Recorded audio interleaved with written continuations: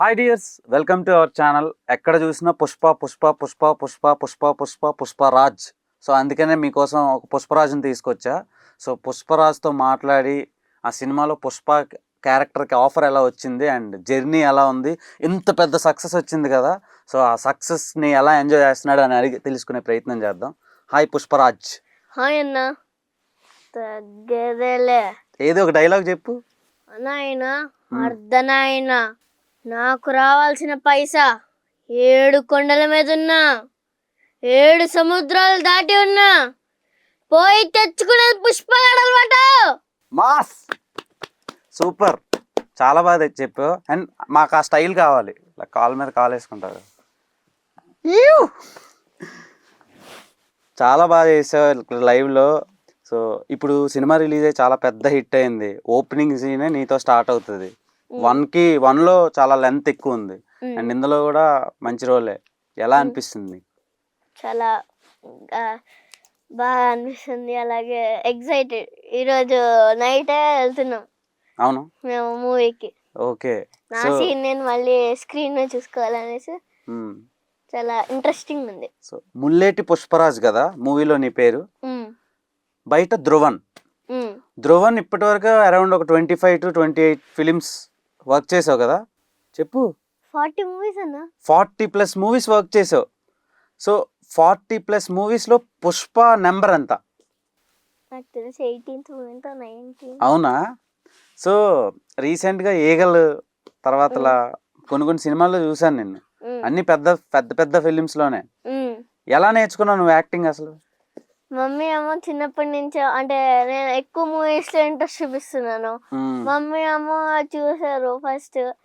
ఒకసారి వీడిని కూడా ఒకసారి ట్రై చేద్దాము, మూవీస్ లకి తీసుకెళ్తే ఎలా ఉంటది, వీడు కూడా చాలా ఇంట్రెస్ట్ చూపిస్తున్నాడు కదా అనేసి తీసుకెళ్లారు.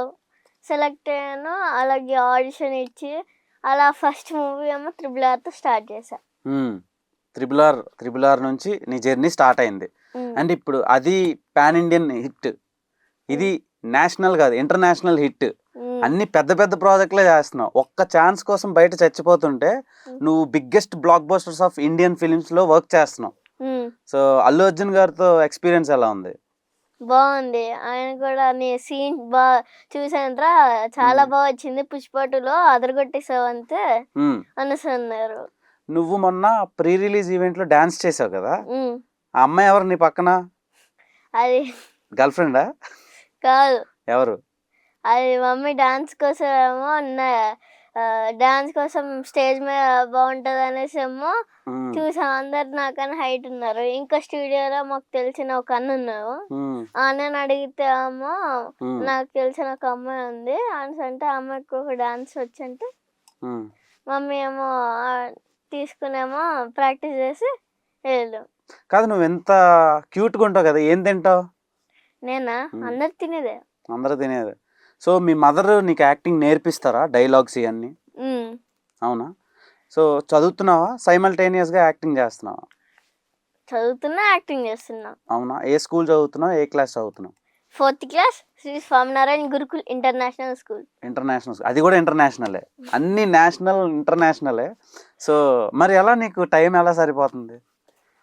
మమ్మీ మేనేజ్ చేస్తారు నా కోసం. అంటే హోంవర్క్ ఆవిడే చేసేస్తారా? కాదు. మరి అంటే ఇప్పుడు నైట్ షూట్ ఉందంటే ఏమో మార్నింగ్ అమ్మో నేను స్కూల్ పంపించి తీసుకొచ్చి, కొంచెం ఎక్కువ లాంగ్ అయితే ఏమో కొంచెం కార్లో పడుకోబెట్టి, లేదంటే ఇంకా టైం ఉంది కొంచెం లేట్గానే రాండి పర్వాలేదంటే ఇంట్లోనే కొంచెం పడుకుని వెళ్తా. అదే మార్నింగ్ షూట్ అంటే ఏమో మమ్మీ పర్మిషన్ తీసుకుంటారు ఇంట్లో. ఇప్పుడే నువ్వు పుష్పరాజ్ అంటున్నావు, మొత్తం కదా ఒక బ్రాండ్ అయిపోయింది. నెక్స్ట్ నువ్వేమవుదాం అనుకుంటున్నావు? దానికన్నా పెద్ద. అవునా? ఓకే, ఈ కాన్ఫిడెన్స్ ఉంటే చాలు. ర్యాంపేజ్.